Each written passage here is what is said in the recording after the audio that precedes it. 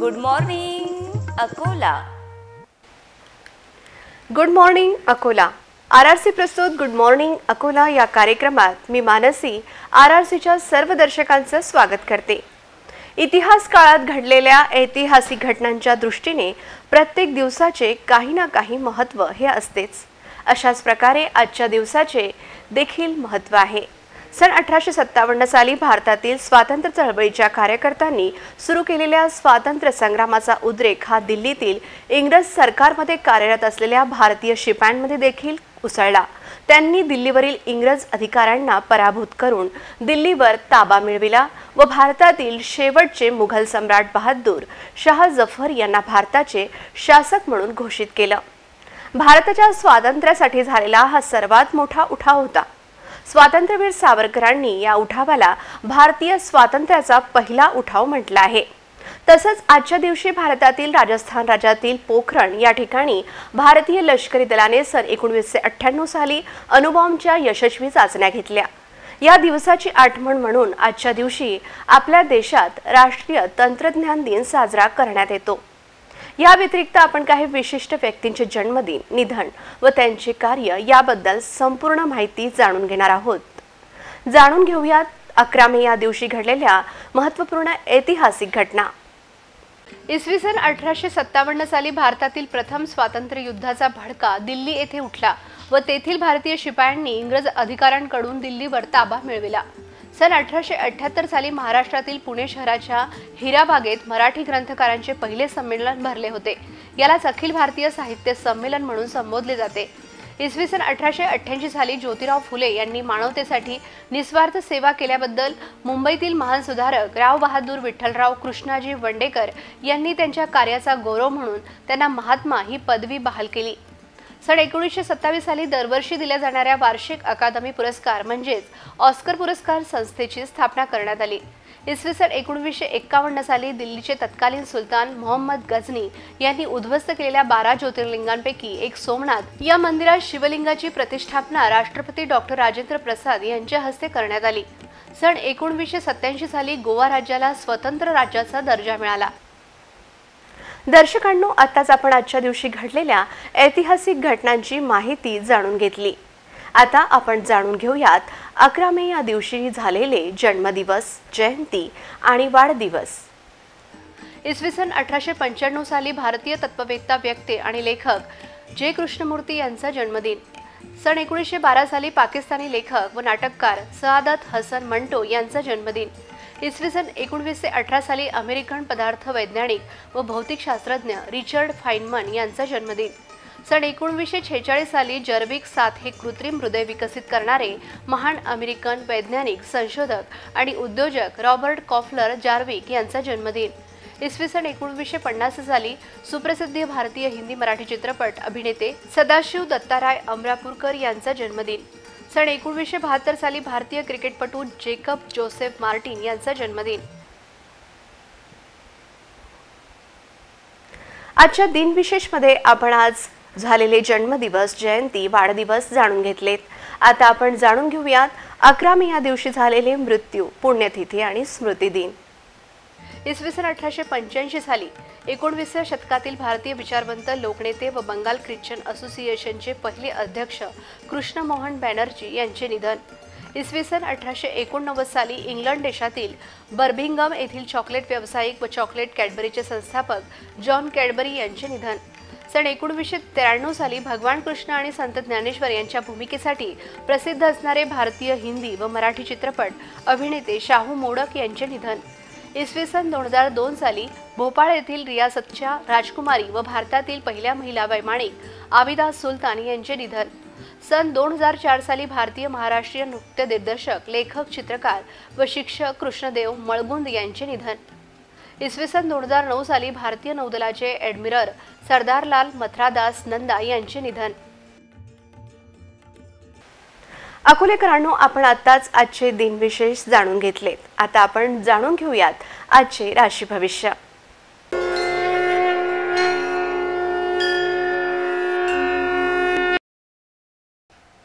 Good morning Akola में आपका स्वागत है। मैं हूं पंडित सुदर्शन शर्मा।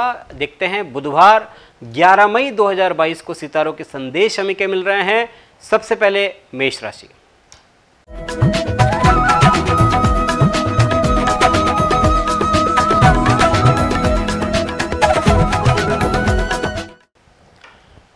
आप अपनी पहचान बनाने में कामयाब होंगे। घर में दोस्तों को इनवाइट करेंगे, सेलिब्रेशन का प्लान बन सकता है। वृषभ,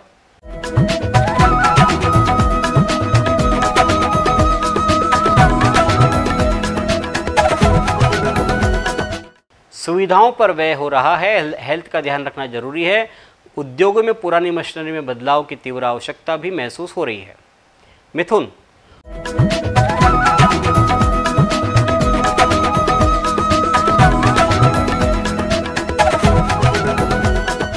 प्रोफेशनल क्षेत्र में नए लोगों से संपर्क बढ़ेगा। नई सूचनाएं सपनों को साकार करेगी। चरमराई स्थिति में सुधार हो रहा है। कर्क,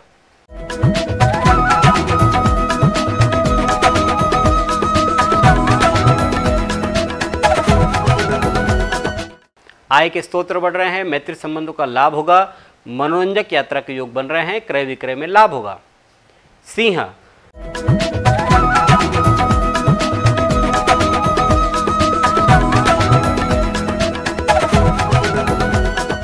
दिनचर्या व्यवस्थित करें। लोकप्रियता बढ़ रही है। उत्साह का वातावरण रहेगा। रुके कार्य बनते हुए नजर आएंगे। कन्या,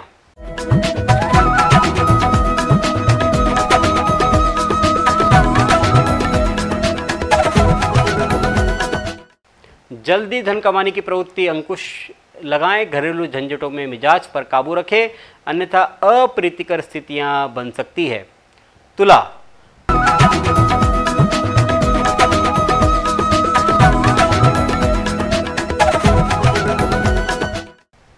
फायदा होगा।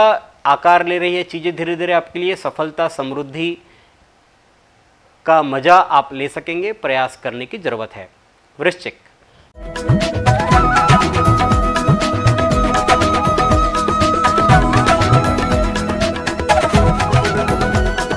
सामाजिक और रचनात्मक कार्य से जुड़ने का अवसर मिलेगा। रुके कार्य गतिशील बनेंगे। सरकारी कार्य भी पूर्णता की ओर बढ़ रहे हैं। रोजगार की दिशा में चल रहे प्रयास सफल बनेंगे। धनु,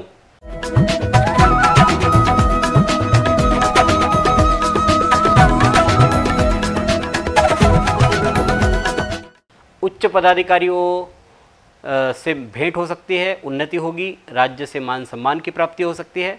रोजगार की चिंता दूर हो रही है। प्रयास करें। मकर,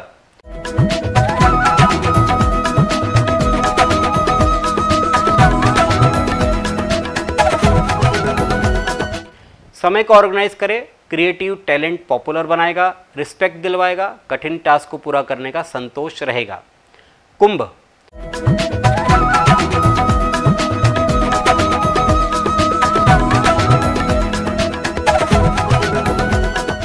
अपमानजनक प्रसंग आ सकते हैं। शत्रु भय रहेगा। लोगों से वाद विवाद भी हो सकती है। कलह की स्थिति बन सकती है। मीन,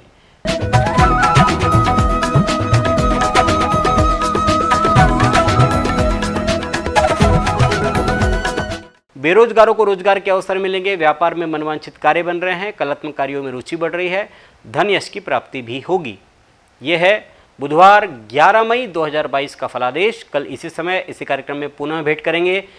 ईश्वर आपको स्वस्थ और सुखी रखे। धन्यवाद। जय श्री राम।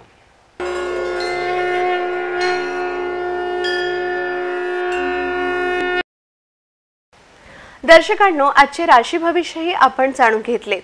आता आपण जाणून घेऊयात आजच्या हेल्थ टिप्स।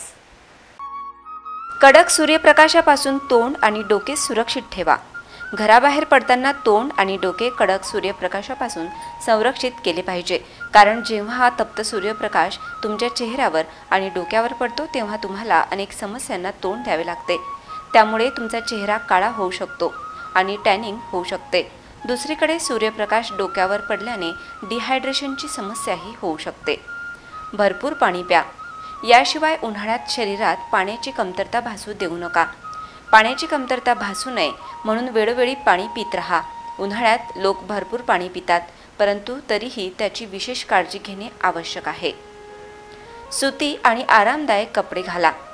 उन्हाळ्यात नेहमी सुती आणि आरामदायी कपडे घालावेत, कारण इतर कपड्यांमुळे तुम्हाला खूप लवकर उष्णता जाणवायला लागेल आणि तुम्ही दिवसभर अस्वस्थ राहाल. उन्हात बाहेर जाण्यापूर्वी सनस्क्रीन लावा. रखरखत्या उन्हात जेव्हा घराबाहेर पडाल तेव्हा सनस्क्रीन लोशन लावा. त्यामुळे तुमची त्वचा कडक सूर्यप्रकाशापासून सुरक्षित राहील. तसेच तुमची त्वचा काळी पडणार नाही आणि टॅनिंगही होणार नाही. फळांचा रस पीत राहा. अधिकाधिक फळांचा रस अधिक प्या. फळांचा ज्यूस प्यायल्याने अनेक पोषक तत्वे मिळतात, त्यामुळे शरीराला ताजेतवाने वाटते. उन्हाळ्यात फळांचा रस प्यायला तर शरीराला जास्त फायदा होतो, कारण काही फळे थंड असतात, ज्यामुळे तुमचे शरीर देखील थंड राहते. दर्शकांनो, तुम्ही हेल्थ टिप्स जाणून घेतल्यात. आता वेळ झाली आहे छोट्याशा विश्रांतीची. विश्रांतीनंतर पुन्हा इथेच भेटूया.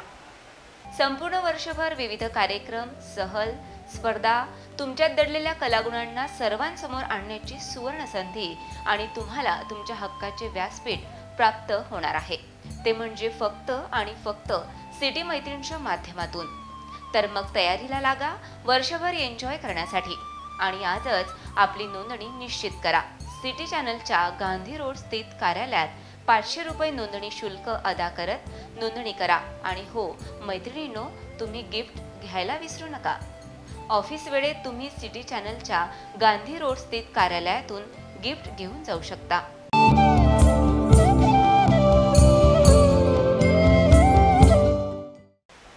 विश्रांतीनंतर RRC प्रस्तुत गुड मॉर्निंग अकोलामध्ये खूप खूप स्वागत. आता शिकूयात योग. श्रद्धा मोकाशी मॅडम यांच्याबरोबर.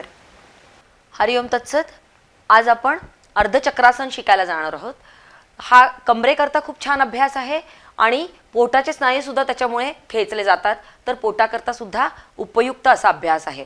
अर्धचक्रासन अति त्रास असेल कमरेमध्ये तर करायचं नाहीये, किंवा कोणाचं ऑपरेशन झालं असेल हर्नियाचं किंवा आणखीन काही पोटाचे आजार असतील तर अशा लोकांनी नाही करायचं आहे. पेप्टिक अल्सर वगैरे बरंच आजकाल प्रमाण वाढलेलं आहे, तर अशा लोकांनी हा अभ्यास नाही करायचा आहे, कारण की पोटावर खूप ताण पडतो. पण मात्र ज्यांना पोट कमी करायचं आहे त्यांनी हा अभ्यास जरूर करायला पाहिजे. ठीक आहे ना. अर्धचक्रासन आपण शिकूया. दोन पायांमध्ये अंतर घेऊन उभं राहायचं आहे. कमरेवर दोन्ही हात ठेवायचे आहे. डोळे उघडे ठेवायचे आणि हळूहळू श्वास सोडत सोडत सोडत सोडत मागे जायचं आहे. जितकं वाकता येईल तितकं वाकायचं. गुडघे सरळ ठेवायचे, डोळे उघडे ठेवायचे आणि श्वास नॉर्मल हळूहळू या स्थितीमध्ये थांबण्याचा प्रयत्न करायचा आहे. कमीत कमी 30 सेकंद किंवा आपल्या क्षमतेनुसार.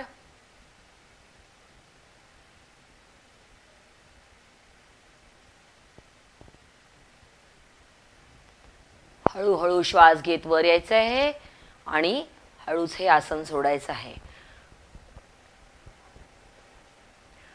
या आसनामुळे कमरेचा त्रास खूप कमी होतो. कमरेमध्ये जर का गॅप असेल किंवा कमरेचं दुखणं असेल, पाठीचा कण्याला त्रास असेल तर तो अतिशय लवकर कमी होऊ शकतो. पण तुम्हाला हा अभ्यास नियमित करावा लागतो.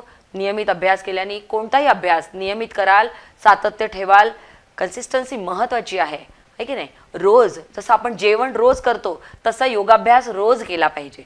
जर आपण रोज नियमित अभ्यास करत राहिलो तर आपल्याला कोणतेही आजार होणारच नाहीत. आजारांपासून दूर राहण्याकरता योगाभ्यास नियमित करावा असं मी सुचवीन. हरिओम तत्सत. उद्याच्या भागात पुन्हा भेटूया. दर्शकांनो, श्रद्धा मोकाशी मॅडम यांच्याबरोबर आताच आपण योग शिकलोत. आता आपण इंग्रजीही शिकूयात प्राध्यापिका कीर्ती सराफ मॅडम यांच्याबरोबर.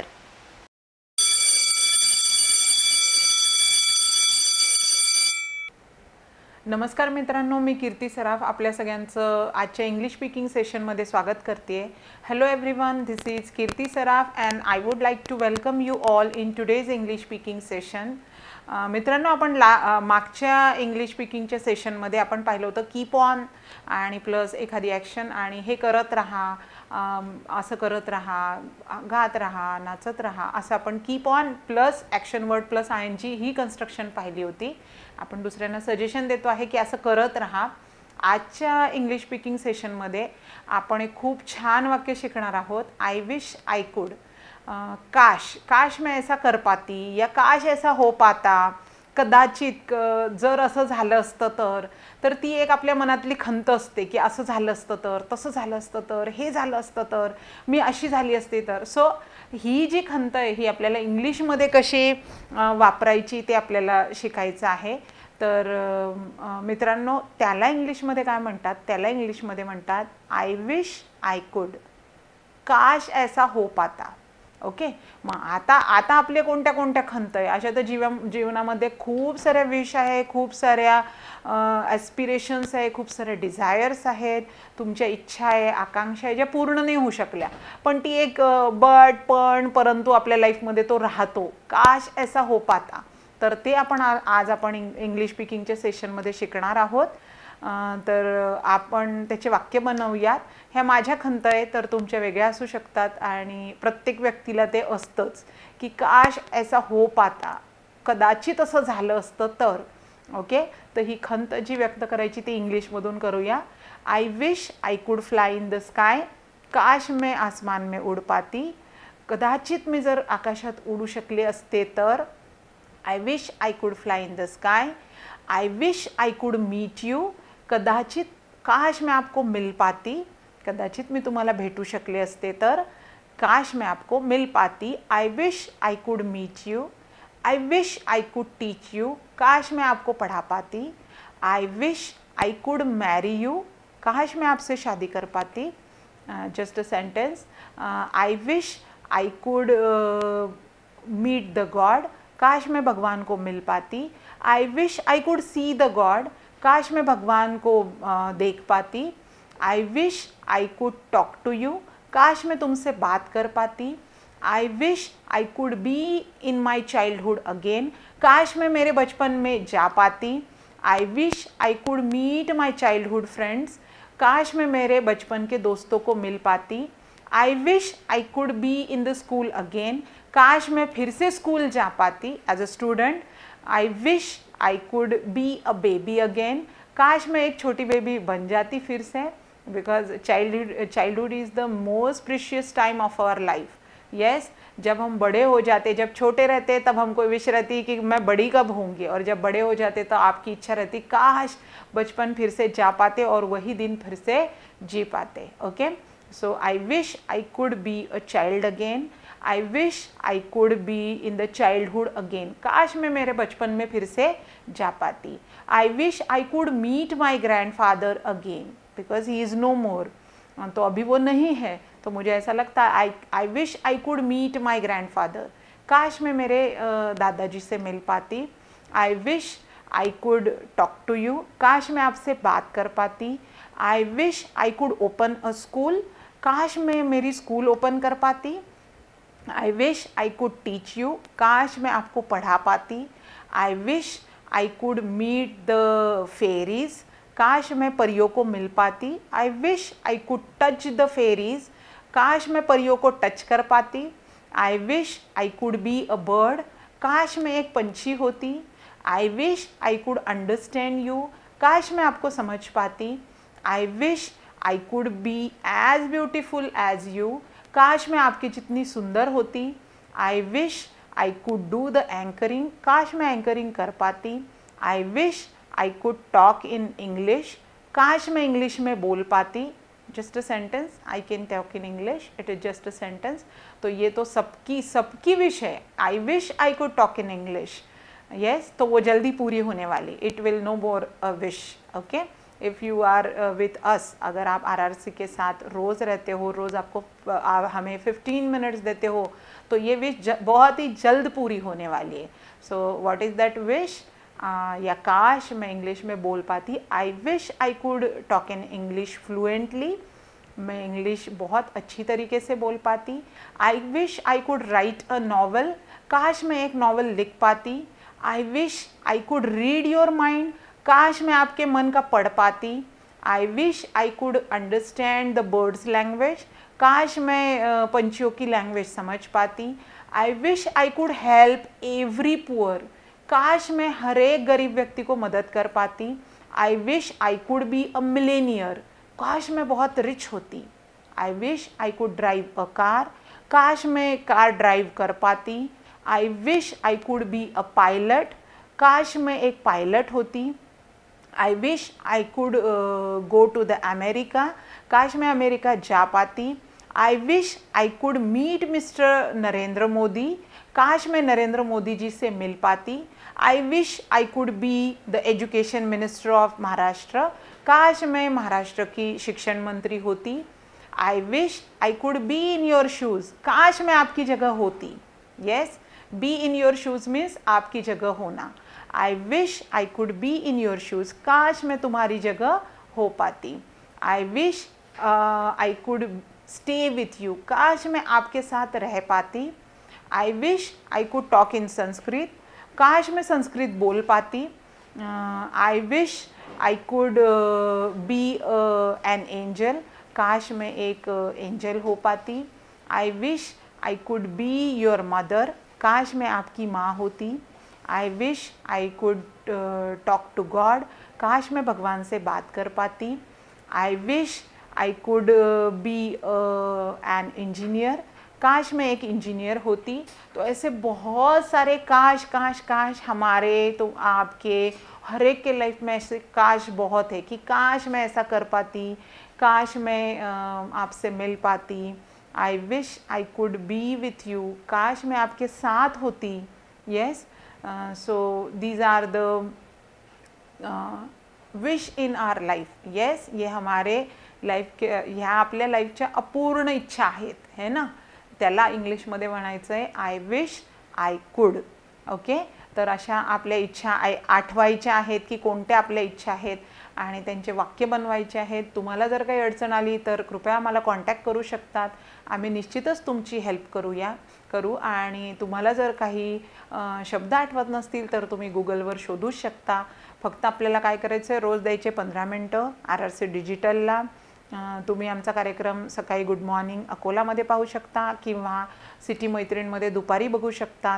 त्याचप्रमाणे RRC डिजिटल चॅनलला जर तुम्ही सबस्क्राईब केलं तर आमचा कार्यक्रम तुम्ही दिवसात केव्हाही पाहू शकता. एक क्लिक केलं तर तुम्हाला आमचा कार्यक्रम पुन्हा पुन्हा पाहता येईल आणि पुन्हा पुन्हा तो ऐकता येईल.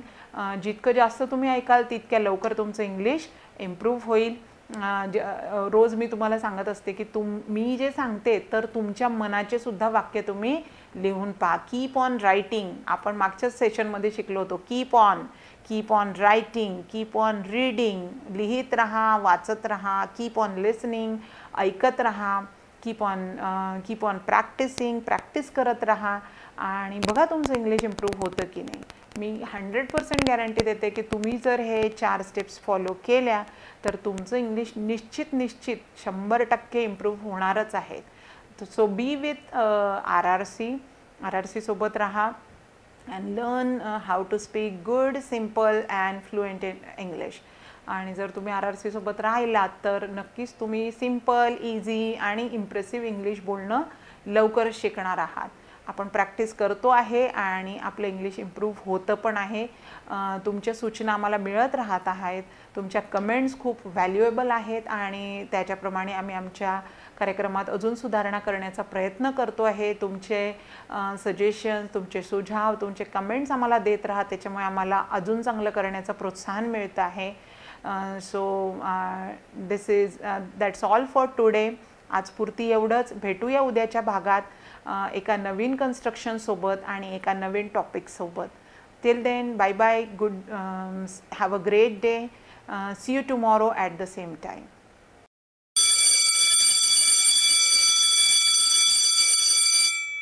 दर्शकांनो, आपण आताच प्राध्यापिका कीर्ती सराफ मॅडम यांच्याबरोबर इंग्लिश शिकलोत.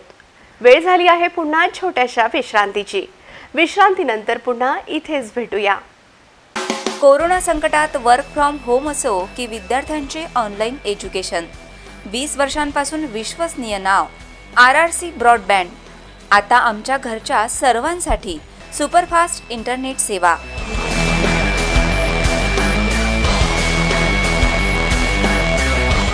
चोवीस तास मिळवा 100 Mbps ची स्पीड. RRC broadband.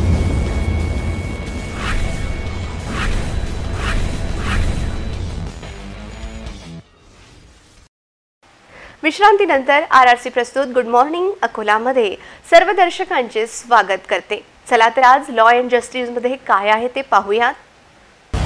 कायदेविषयी कोणतेही प्रश्न तुमचे, उत्तर तज्ञांचे. RRC प्रस्तुत लॉ अँड जस्टिस, कायदेविषयक सल्ला. नमस्कार. RRC प्रस्तुत लॉ अँड जस्टिसच्या आजच्या या सदरामध्ये मी संजय पाटील आपणा सर्वांचे स्वागत करतो. रसिक हो, आज आपण जाणून घेणार आहोत आर्थिक गुन्हेगारी व त्यापासून बचाव. आज आपल्यासोबत तज्ज्ञ मार्गदर्शक म्हणून सेवानिवृत्त पोलीस निरीक्षक माननीय गणेश अने सर उपस्थित आहेत. मी RRCच्या वतीने त्यांचे स्वागत करतो. सरांविषयी सांगायचं झाल्यास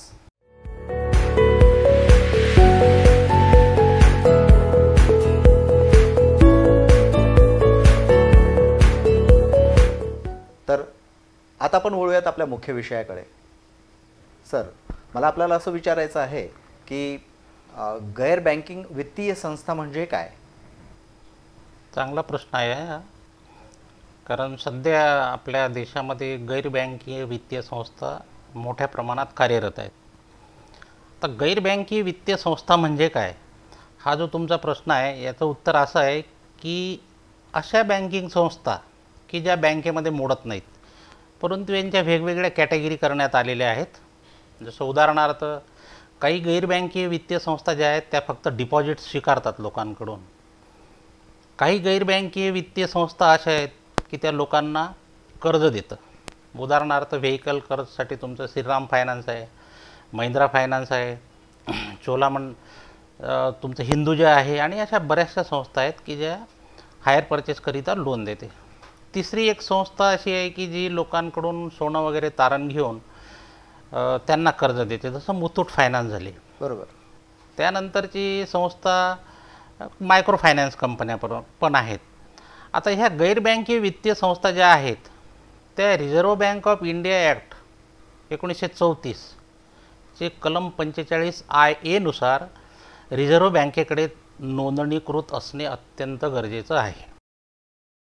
दुसरी गोष्ट, अशा बँकेवर सेबी पण आपलं लक्ष ठेवून असते ज्या गैर बँकिंग वित्तीय संस्था लोकांकडून डिपॉझिट स्वीकारते त्या बँकांवर.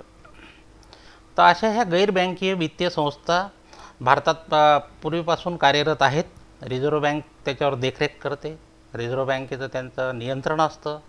व्याजाचा दर किती असावा हे पण रिझर्व्ह बँकच त्यांना ठरवून देत असते.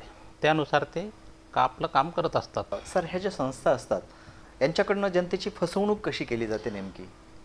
सामान्यपणे गैर बँकीय ज्या वित्तीय संस्था आहेत यांच्याकडून फसवणूक होण्याची शक्यता कमी आहे. परंतु काय आहे की सध्या मार्केटमध्ये स्पर्धा खूप वाढलेली आहेत. बरोबर. त्यामुळे वेगवेगळ्या गैर बँकीय वित्तीय संस्थाकडून आपण कर्ज घेतल्यास त्यांचे व्याजाचे दर वेगवेगळे असतात, त्यांच्या टर्म आणि पॉलिसीज वेगवेगळ्या असतात आणि यांनी किती % लोकांना डिपॉझिटवर परतावा द्यावा, व्याजाचा दर काय असावा, अशा प्रकारे ह्या सगळी नियमावली याची रिझर्व्ह बँक ठरवून देत असतं. परंतु काही गैर बँकीय वित्तीय संस्था अशा आहेत की ज्या रिझर्व्ह बँकेकडे नोंदणीकृत नसतात आणि अशा गैर बँकिंग वित्तीय संस्थांकडून फसवणूक होण्याची जास्त शक्यता असते. त्याच्यामुळे लोकांनी गुंतवणूक करताना ह्या बँका कुठे कुठे रजिस्टर असतात?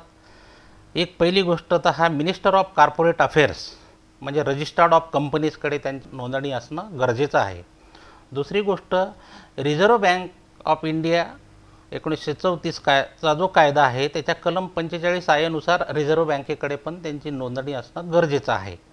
ह्या गोष्टी पडताळूनच लोकांनी आपली जी आयुष्यभराची कमाई असते किंवा आपण जे पैसा कमवत असतो तो डिपॉझिट करताना ह्या गोष्टी पडताळून पाहणं गरजेचं आहे असं मला वाटते.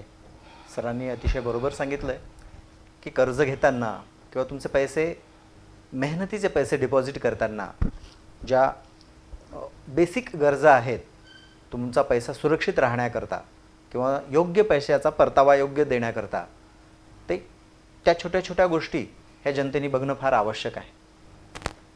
सर, या संस्थांवर कुणाचं नियंत्रण असतं? या संस्थांवर मुख्यत्वे करून रिझर्व्ह बँक ऑफ इंडिया आणि दुसरी संस्था म्हणजे सेबी यांचं नियंत्रण असतं आणि ह्या जर गैरबँकीय वित्तीय संस्था दिलेल्या नियमानुसार काम करत नसेल तर ह्याच कायद्याच्या कलम 58 नुसार शिक्षा पण सांगितलेली आहे. तर अशा समजा गैरबँकीय वित्तीय संस्था जर लोकांची फसवणूक करत असेल तर त्याकरिता रिझर्व्ह बँकेमध्ये एक शाखा आहे वेगळी, त्याला व्हिजिलन्स डिपार्टमेंट म्हणतात. त्याकडे मेल जरी पाठवला तरी तुमच्या तक्रारीची दखल घेण्यात येते. अतिशय छान माहिती, कारण सामान्य जनतेला ह्या गोष्टी माहीत नसतात. पण आमच्या आजच्या ह्या कार्यक्रमामुळे जनतेला निश्चितच या गोष्टीचा फायदा होईल असा आम्हाला विश्वास वाटतो. सर, मला पुढचा प्रश्न असा विचारायचा आहे की स्पॉन्जी स्कीम म्हणजे काय? स्पॉन्जी हा शब्द नेमका कसा व कुठून आला? हा स्पॉन्जी जो स्कीम, हा प्रश्न विचारला तुम्ही या स्कीमबद्दल, हा माझा आवडता विषय आहे. मुख्यत्वे करून अशा स्पॉन्जी स्कीमचे मी भरपूर तपास केलेले आहेत. तर आपण सुरुवातीला स्पॉन्जी हे नाव कसं पडलं या स्कीमला याकडे वळूया. बरोबर. 3 मार्च 1882 इटलीमध्ये कार्लो पिएत्रो गोवियानी गुग्लिमेल्टो टिबेल्डो पॉन्जी असं एवढ्या मोठं नाव असणाऱ्या व्यक्तीचा जन्म झाला. याचं जेवढं मोठं नाव आहे तेवढं त्याचं कर्तृत्व पण होतं. अच्छा. हा इटालीमधून बोस्टनला 15 नोव्हेंबर 1903 रोजी अमेरिकेत आला हा, आणि तिथे येऊन त्यांनी इंग्रजी भाषा शिकण्याचा प्रयत्न केला. इंग्रजी शिकला, फ्लुएंट इंग्रजी शिकला तो. ज्यावेळेस तो इटालीवरून अमेरिकेत आला त्यावेळेस त्याच्या खिशात मात्र $2.50 पैसे होते, करन्सी होती. परंतु त्याची स्वप्न फार मोठी होती. मग ह्यांनी हळूहळू हॉटेलमध्ये, रेस्टॉरंटमध्ये प्लेट धुण्याचं काम केलं, पण तिथं काही त्याची म्हणजे काम करायची इच्छा नव्हती. पण कुठं कसं तरी त्याला अमेरिकेत सेटल व्हायचं होतं. मग त्याच्यावर रेस्टॉरंटवाल्यांनी चोरीचा आळ घेऊन गुन्हा दाखल केला. त्याच्यानंतर तो जेलमध्ये गेला. तिथून बाहेर आल्यानंतर एका बँकेत एजंट म्हणून काम करायला लागला आणि जवळपास 1919-20च्या दरम्यान यांनी एक स्कूल स्ट्रीटवर बोस्टनला एक आपलं कार्यालय थाटलं. ह्या कार्यालयामधून त्यांनी लोकांना गुंतवणुकीचं एक आमिष दाखवलं. अच्छा. की तुम्ही जर माझ्या स्कीममध्ये गुंतवणूक कराल तर तुम्हाला 90 दिवसात तुम्ही गुंतवणूक केलेल्या रकमेची डबल रक्कम देईल मी आणि 45 दिवसात अर्धी रक्कम देईल. तर हा जो तुम्ही लोकांना जी एक आमिष दाखवता, जास्त परताव्याचं आमिष दाखवून जे लोकांकडून गुंतवणूक स्वीकारता, तर ह्या स्कीमला त्याच्याच नावाने पुढे नाव आलं स्पॉन्जी स्कीम. 1920 त्याच्यावर गुन्हा दाखल झाला आणि त्याचा जो गुरु होता तो वॉल स्ट्रीटचा जेलमध्ये असलेला त्यावेळेचा कार्ल मार्को, हा त्याचा गुरु, त्याला शिकवणारा. त्याच्यानंतर तो जेलमधून सुटल्यानंतर परत हे उद्योग करायला लागला. तो लोकांना चांगल्या परताव्याचं आमिष दाखवून लोकांना आपल्या कंपनीकडे अट्रॅक्ट केल्यानंतर त्यांनी एजंट नेमले. तर अशा प्रकारे ही स्पॉन्जी स्कीम त्याच्याच नावावर मग नंतर जे काही घोटाळे होतात गुंतवणुकीच्या नावाने त्या स्कीमला स्पॉन्जी हे नाव देण्याला सुरुवात झाली. तर असा हा चार्ल्स स्पॉन्जी. सर, माझा पुढचा प्रश्न असा आहे की pan card club, Maitreya investment, Surya investment, Sanjivani investment, Wasankar investment या सर्व संस्थांकडून लोकांची फसवणूक झाली मागच्या काळामध्ये, आणि ही नेमकी फसवणूक कशी झाली व याचा तपास आणि लोकांना किती परतावा मिळाला, तर याबद्दल थोडंसं सांगाल का? बरोबर आहे, तुमचा प्रश्न योग्य आहे. आणि तुमचा जो आताचा प्रश्न आहे हा अगोदरच्या प्रश्नाशी संबंधित आहे. स्पॉन्जी स्कीम, बरोबर. Pan card club, Maitreya investment, Shri Surya investment, Sanjivani, Wasankar, आणि एक चित्रांश टेक्नॉलॉजी होती आणि एक सात्विक इन्व्हेस्टमेंट होती. ह्या सगळ्या स्पॉन्जी स्कीम आहेत. अच्छा. जवळपास pan card club, Maitreya, Shri Surya, Wasankar, Sanjivani ह्या इन्व्हेस्टमेंटची सुरुवात 1997-98च्या काळात झाली. संपूर्ण भारतात पॅन कार्ड क्लब विरुद्ध सर्वप्रथम गुन्हा मी दाखल केला होता अमरावतीला आर्थिक गुन्हे शाखेला असताना. आता ही कंपनी सुधीर मोरावेकर नावाचे व्यक्ती चालवत होते, ते त्याचे डायरेक्टर होते आणि त्याचे 2-4 नातेवाईक त्यात डायरेक्टर म्हणून काम करायचे.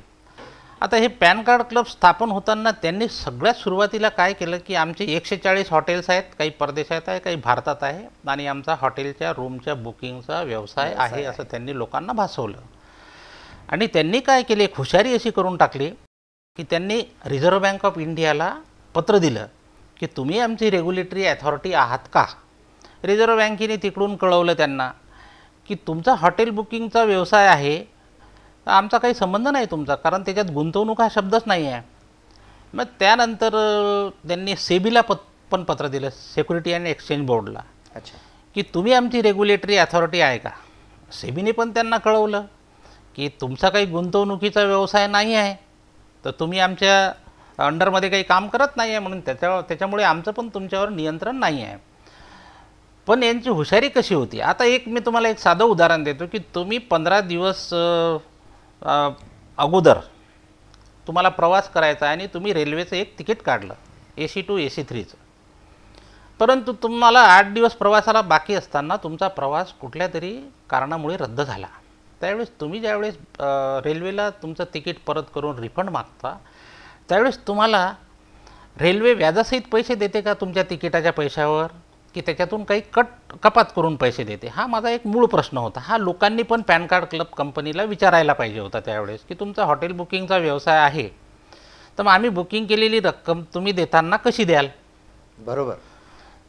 तर जनरली हे तो सर्वसामान्य लोकांना हा प्रश्न माहीत आहे की आपण ज्यावेळेस रेल्वेचं तिकीट काढतो तर ह्या प्रश्नाचं उत्तर माहीत आहे, त्यात पैसे कपात करून त्यांच्या रक्कम परत मिळते, उर्वरित रक्कम आपल्याला परत मिळते. पण पॅन कार्ड क्लबनी काय केलं की लोकांनी हॉटेल बुकिंगच्या नावावर पैसा गोळा केला आणि त्यांना ठराविक कालावधीनंतर व्याजासहित पैसे देणं सुरू केले.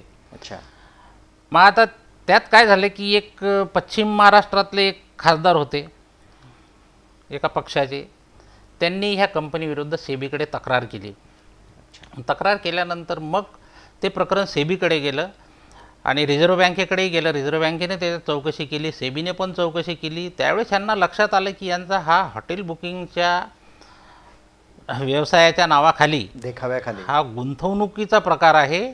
त्याच्यामुळे आता आम्ही तुमची रेग्युलेटरी अथॉरिटी आहो. त्यांच्या 12 वेगवेगळ्या स्कीम होत्या. परदेशात पण बिझनेस आहे त्यांचा. परदेशातले हॉटेल्स त्यांनी भाड्यानं घेऊन टाईम शेअर बिझनेस त्यांनी सुरू केला. त्यांची एवढी हॉटेल नाही आहेत, 140 हॉटेल. तर ह्या कंपनीविरुद्ध सर्वप्रथम गुन्हा अमरावतीला दाखल झाला. आर्थिक गुन्हे शाखेने त्याच्यात तपास केला. सर्व आरोपींची जामीन रद्द झाली. त्यात मला वाटते जे काही आरोपी होते ते अबोव 73 इयर्स वयाचे होते. त्याच्यामुळे 1-2 त्यातले मरण पण पावलेले आहेत. सुधीर मोरावेकर जे मुख्य होते कंपनीचे ते पण मरण पावले, त्यांची जामीन रद्द झाली. आता अशा कंपनीने फसवणूक केलेल्या रकमेचा गुंतवणूकदारांना सव्याज परत करता येतं का, हाही एक प्रश्न आहे याच्यात. तर त्याच्यासाठी MPID नावाचा एक कायदा 1999चा गुंतवणूकदारांचे हितसंबंधाचा संरक्षण करणारा कायदा, हा कायदा अतिशय सुंदर आहे. या कायद्यानुसार डायरेक्टर किंवा कंपनीची जी काही प्रॉपर्टी असेल ती अटॅच करण्यात येते. त्याच्यावर एक कॉम्पिटंट अथॉरिटीची नियुक्ती होते डेप्युटी कलेक्टर रँकच्या, आणि मग कोर्टामार्फत नोटिसेस निघून त्या मालमत्तेची विक्री होऊन गुंतवणूकदारांना पैसा देण्यात येतो. आता एक दुसरी कंपनी आहे श्रीसूर्या. ही श्रीसूर्या कंपनी पण अशीच आहे. त्यात समीर जोशी आणि इतर त्यांची पत्नी आणि इतर त्यांचे डायरेक्टर्स हे अजूनपर्यंत अमरावतीच्याच गुन्ह्यात जेलमध्ये आहे. त्याही गुन्ह्याचा तपास मी केलेला आहे. या 33 महिन्यात हे आपली रक्कम डबल द्यायचं, आमिष लोकांना द्यायचे आणि त्यांच्याकडून पैसे स्वीकारायचे. त्यात वेगवेगळ्या रकमा होत्या. जर 10 लाखाच्या वर जर असेल तर कमी महिन्यात, 18 महिन्यात तुम्हाला डबल देऊ. तुम्ही गुंतवणूक केलेल्या रकमेच्या हिशोबावर ते तुम्हाला पैसा डबल देण्याची हमी कमी कालावधीत द्यायचे. अशा प्रकारे यांनी फसवणूक केली. याच्यावर गुन्हा दाखल आहे. अजून हे आरोपी आतमध्ये आहेत. आज 8 वर्ष झाले, अंडर ट्रायल आहे. केस बोर्डवर लागलेली नाही.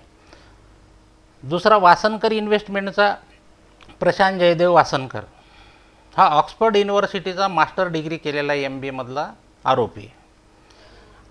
समीर जोशीचा म्हणजे श्रीसूर्या कंपनीचा जो डायरेक्टर आहे समीर जोशी, याचा शिष्य यांनी पण कंपनीचं कामकाज कसं करायचं हे समीर जोशीकडून शिकलो. आणि सुरुवातीला त्यांनी मी शेअर ब्रोकर म्हणून व्यवसाय सुरू केला आणि नंतर मात्र लोकांकडून गुंतवणूक स्वीकारणं सुरू केलं. आता हे या कंपन्याचं काय असतं नेमकं की हे मोठे मोठे सेमिनार घेतात, त्यात चांगल्या चांगल्या सेलिब्रिटी बोलावतात, हिरो बोलावतात, काही हिरोईन बोलावतात आणि ह्यांचं ऑफिस एकदम 5 स्टार ऑफिस असतं, AC, कोट टाय लावलेले, म्हणजे लोकांना कसं आकर्षित करता येईल यासाठी हे सगळे फंडे वापरतात आणि तसा एक प्लॅटफॉर्म तयार करतात. लोकांना वाटतं की बा एवढे चांगली चांगली लोक ह्या कंपनीच्या कंपनीत येत आहेत, सेलिब्रिटी येत आहेत, तर ही काय फसवणूक करणार. आता ह्या कंपनीकडे नेमकं मग काय असते, या कंपनीचे आपण कुठली कागदपत्र बघायला पाहिजे.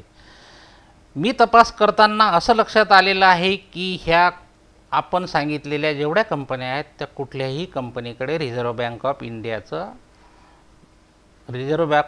इंडियाकडे या कंपन्यांची नोंदणी झालेली नव्हती.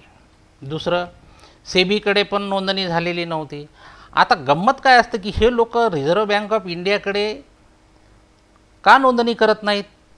एक तुमचं इमोपालन पण मधात निघालं होतं, ते थोडासा विषय आहे, तो याच्यातच येतो स्पॉन्जी स्कीममध्ये. तर मेन मुद्दा काय आहे की ह्यांनी जर रिझर्व्ह बँक ऑफ इंडियाकडे नोंदणी केली तर मग ह्या कंपन्यावर नियंत्रण करणारी संस्था म्हणजे रिझर्व्ह बँक ऑफ इंडिया ही असते मग. आणि रिझर्व्ह बँक ऑफ इंडियाकडे तुम्ही एक वेळा नोंदणी केली तर मग तुम्ही स्वीकारलेल्या ठेवीवर किती व्याजदर असायला पाहिजे हे ठरवण्याचं काम मग रिझर्व्ह बँकेचं असतं. रिझर्व्ह बँक म्हणजे पूर्णपणे तुमच्या कंपनीवर नियंत्रण मग रिझर्व्ह बँकेचं असते.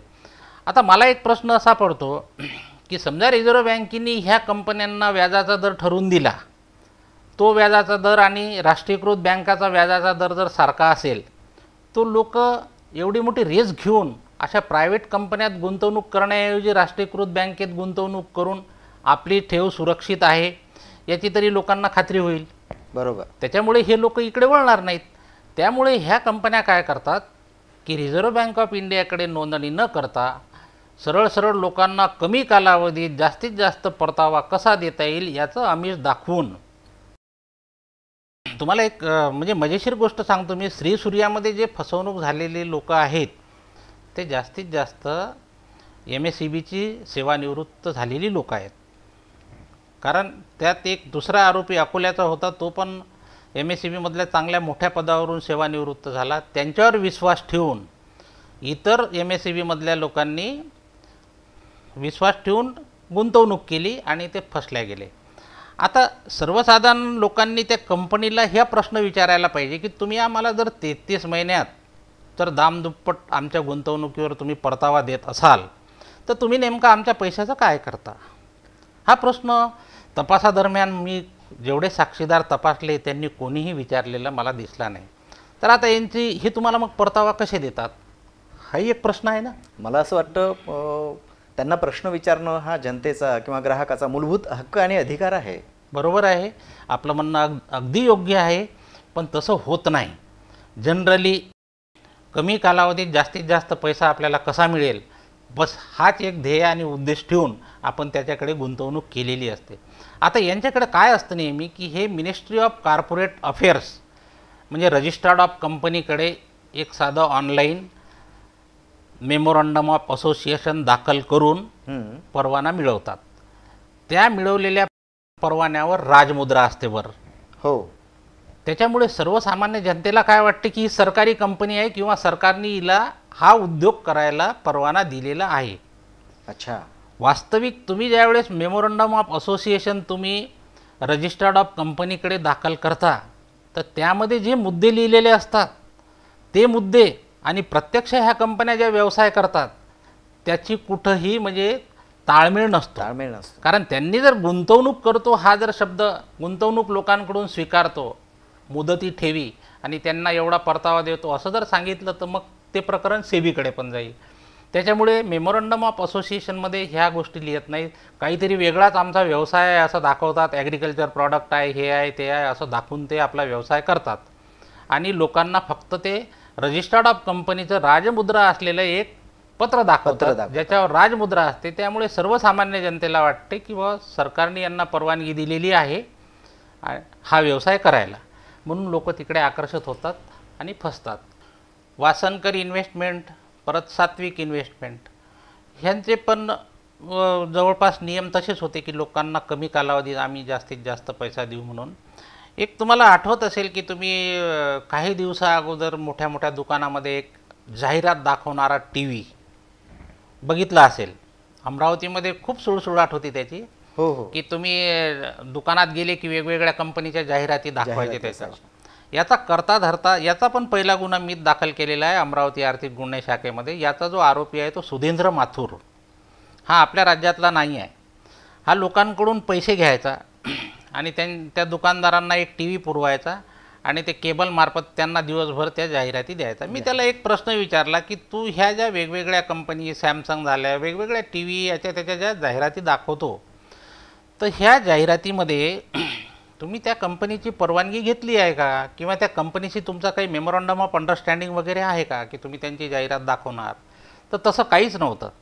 ते तुम्हाला टी व्ही देण्याच्या नावाखाली तुमच्याकडून पैसे घ्यायचा आणि तो टी व्ही, एक छोटासा टी व्ही देऊन टाकायचा तुम्हाला 20-22 हजाराचा, आणि बाकीचे पैसे तो स्वतः ठेवून घ्यायचा. त्याने फार सुंदर ऑफिस थाटलं होतं नागपूरला. तोही सध्या जेलमध्ये आहे, त्याची काही जामीन झालेली नाही.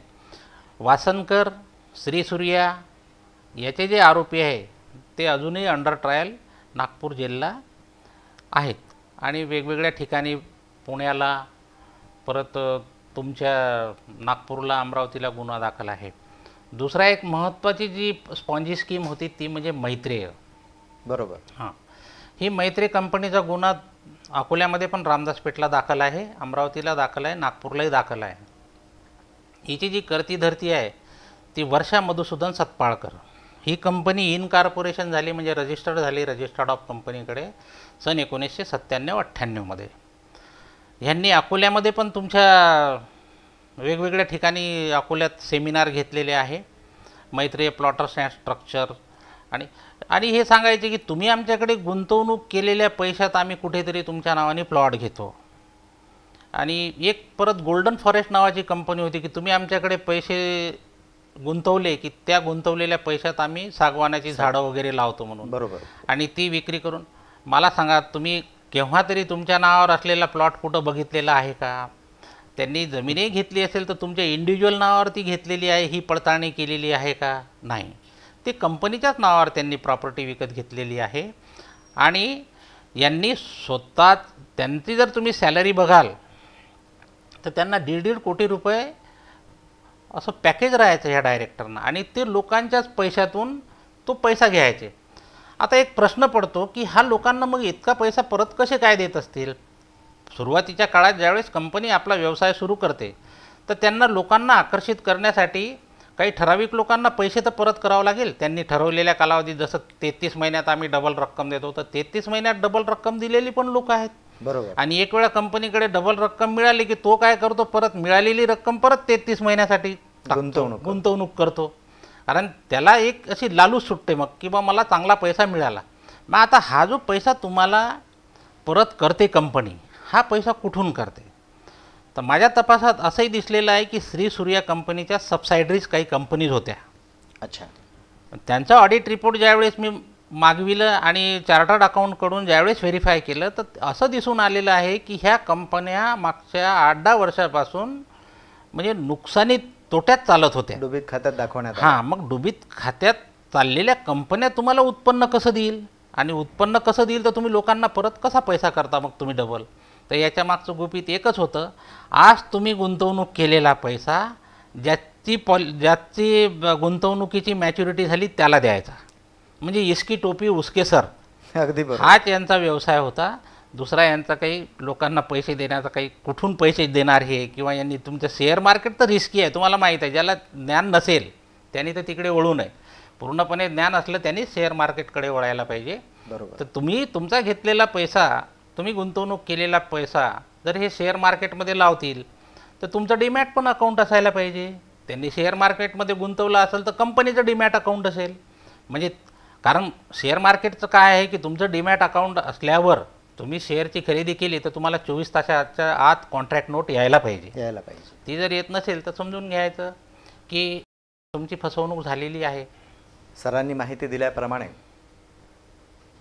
ज्यांना कमाई करायची आहे वाममार्गाने ते वेगवेगळ्या युक्त्याचा अवलंब करून, हेराफेरी करून, तुम्हाला आमिष दाखवून, तुम्हाला गळ टाकून, फास टाकून तुम्हाला ते अडकवतात. पण सरांनी माहिती दिल्याप्रमाणे कायद्याची माहिती तुम्ही जाणून घ्यायला हवी. ज्या कंपनीकडे तुम्ही गुंतवणूक करता त्यांना तुम्ही प्रश्न निश्चित विचारायला हवे. अगदी छान माहिती दिलीत सर. प्रेक्षकांना निश्चितच याचा लाभ होईल. कुठल्याही आमिषाला बळी न पडता संबंधित गुंतवणूक करणाऱ्या संस्थेमध्ये तुम्ही विचारपूस ही केलीच पाहिजे. कागदपत्र हे पडताळून बघितलेच पाहिजे. तेव्हाच तुमची फसवणूक होणार नाही. आज आपण इथेच थांबूयात. पुन्हा भेटूया या विषयाच्या उत्तरार्धातील भागात. दर्शकांनो, आताच आम्ही तुम्हाला लॉ अँड जस्टिस या कार्यक्रमात कायद्याची माहिती सांगितली. आता तुमच्याकरिता एक खुशखबर आहे. RRC प्रस्तुत गुड मॉर्निंग अकोला आणि सिटी मैत्रीण या कार्यक्रमात सामान्य नागरिकांना सुद्धा टीव्हीवर झळकण्याची संधी आम्ही देत आहोत. संपूर्ण माहिती जाणून घेण्यासाठी RRCच्या हेल्पलाईन नंबरवर संपर्क करा. हेल्पलाईन नंबर आहे 8484842135 हा आहे. तसेच अकोलेकरांनो, आमच्या सोशल मीडियाला फॉलो करा, सबस्क्राईब करा, लाईक करा. तोवर नमस्कार.